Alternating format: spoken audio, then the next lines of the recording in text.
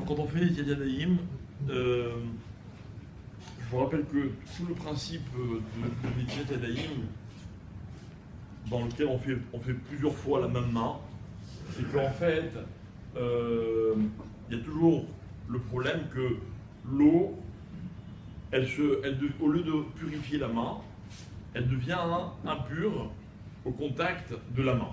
D'accord? Puisque, comme vous le savez, l'eau est conductrice de tout main.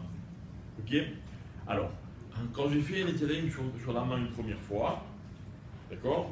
Je fais une deuxième fois pour laver l'eau de la première fois, et encore une troisième fois pour être sûr qu'il ne reste pas du tout d'eau. On va l'expliquer. Donc, si quelqu'un, quand il fait l'étiadéim, du premier coup, il verse un révit, on va expliquer que le révit, c'est comme les 40 CA dans un mikvé, ils ne ressortent pas la touma. C'est eux qui enlèvent la touma. Donc quelqu'un qui fait une fois un révit entier, a priori, il n'a pas besoin de faire encore 2 fois chaque main. Ça suffirait. On a expliqué que c'est mieux de faire 3 fois pour un certain nombre de raisons, à part le problème de la touma. Bref. Maintenant, une fois que j'ai fait ma netilat yadayim correctement, ok, vous connaissez tous le principe selon lequel il faut garder les mains dans la position où les mains elles sont en hauteur par rapport au reste du bras. Pourquoi?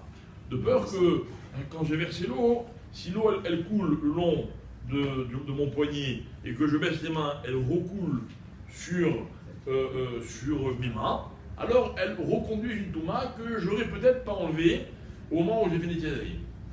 Donc ça c'est important, il faut le savoir. D'un autre côté, si on s'est bien compris, quelqu'un qui a fait l'étiadéim en versant un révit entier sur l'eau, même si après il y a de l'eau qui revient sur sa main, ça ne pose pas de problème. Donc, cette halakha sur laquelle il faut garder les mains en l'air par rapport à la touma, c'est seulement si quelqu'un a fait l'étiadéim sans verser un révit. Un révit, ça va vite. C'est-à-dire que si vous prenez le kéli et vous versez une bonne partie du kéli sur la main, vous avez fait un révit. Il n'y a pas de problème. Donc, dans ces cas-là, je n'ai pas besoin de garder les mains en l'air. Maintenant, il faut savoir une chose, c'est qu'il y a d'autres raisons, à part le problème de la touma. Il y a marqué Séou, il y a des Chem Kodesh, etc. Il y a des raisons même à Kabbalah. Donc c'est bien de s'habituer à lever les mains quand on fait les Yadayim et surtout quand on fait la bracha. D'accord? Alors c'est quoi le principe? C'est que, comment on fait les Yadayim? On fait les Yadayim d'abord, après on fait la bracha, et après on se sèche les mains.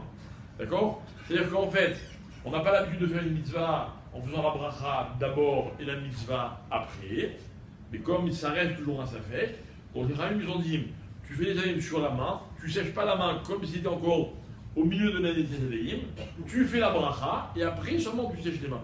Comme si je n'avais pas terminé ma Yadayim. Et comme ça, on a résolu plus ou moins tous les problèmes.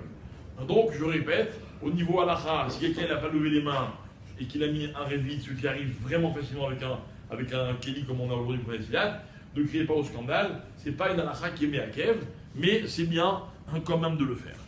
Autre halakha très importante, quand quelqu'un a fait la netilat sur une main, il ne faut pas qu'avec cette main qui a déjà été, on a déjà fait netilat, il ne faut pas qu'il touche son autre main qui n'aurait pas encore fait netilat. Pareil, si j'ai fait netilat et que mes mains sont encore mouillées et que je touche la main de quelqu'un d'autre qui n'a pas encore fait netilat, dans ces deux cas, il faut refaire. Et même si j'ai déjà fait la bracha, je refais netilat. Et après, je rentre dans une galère de safek brachot, on va me dire de ne pas refaire la bracha, mais à cause du safek, mais c'est un problème. Donc quand vous avez fait netilat, faites attention de ne pas toucher la main de quelqu'un d'autre en lui passant le kéli ou en prenant une serviette, je ne sais quoi, en touchant sa main. Si lui n'a pas fait netilat, sinon il faut absolument refaire un netilat yadayim. Maintenant, concernant le fait que la khumra que certains font, quand ils touchent le kéli qui est un peu mouillé, d'accord, pour ne pas arriver à cela, alors qu'est-ce qu'ils font? Ils s'essuient bien les mains, ou ils s'essuient bien le kéli, etc. Des fois dans une queue, quand vous devez faire un netilat, il y a des gens qui font des bouchons parce qu'il faut bien. Alors, c'est bien de le faire, ok, mais c'est pas méakev du tout. Surtout si au moment où je fais netilat, je verse un révit sur la main. De nouveau, pourquoi on fait cette khumra? De peur que ma main elle se soit humidifiée.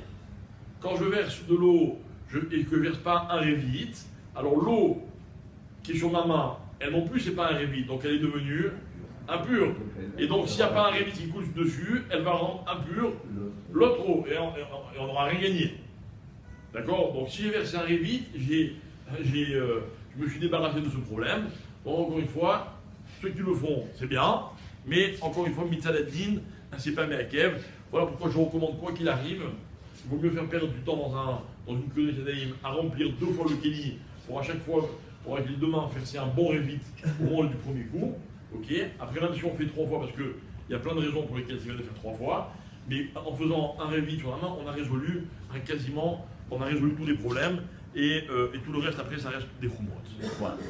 Mincha, 16h30. Voilà.